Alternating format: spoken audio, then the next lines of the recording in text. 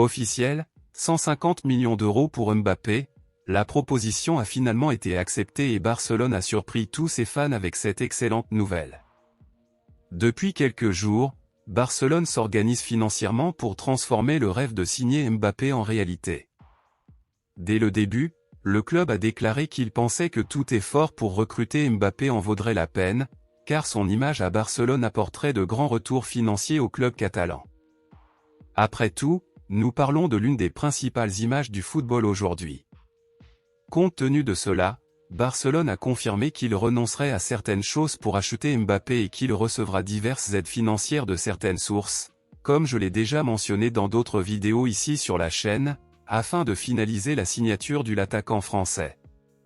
Auparavant, Barcelone n'était prêt à payer que 100 millions d'euros pour Mbappé, mais comme le club sait que Mbappé est très précieux et que d'autres clubs peuvent présenter de meilleures offres, Barcelone vient de confirmer qu'il est désormais prêt à payer 150 millions d'euros pour Mbappé, plus des avantages à valeur variable, ainsi qu'un abonnement à vie à Spotify puisque Mbappé adore la plateforme, dont il est le sponsor principal de Barcelone. Barcelone a déjà prévu de disposer de 150 millions d'euros pour recruter Mbappé, et selon l'équipe dirigeante, la proposition a déjà été acceptée par le club. L'équipe dirigeante ajoute également que la proposition détaillée qu'ils feront est extrêmement alléchante et que cela ne dépend que de savoir si Mbappé l'accepte ou non. Comme je l'ai dit au début de cette vidéo, Barcelone est prêt à renoncer à certaines choses pour avoir Mbappé, et certaines de ces choses pourraient concerner certains joueurs.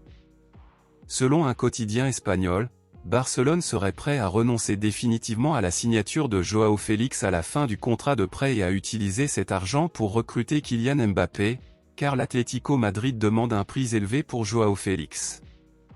Les supporters sont assez divisés pour le moment, une partie d'entre eux préfère que Barcelone continue avec Joao Félix et oublie Mbappé, et l'autre partie soutient et estime que la meilleure option est de choisir Mbappé et de laisser partir Joao Félix. Selon vous, Barcelone devrait utiliser cet argent pour signer lequel des deux, Kylian Mbappé ou Joao Félix?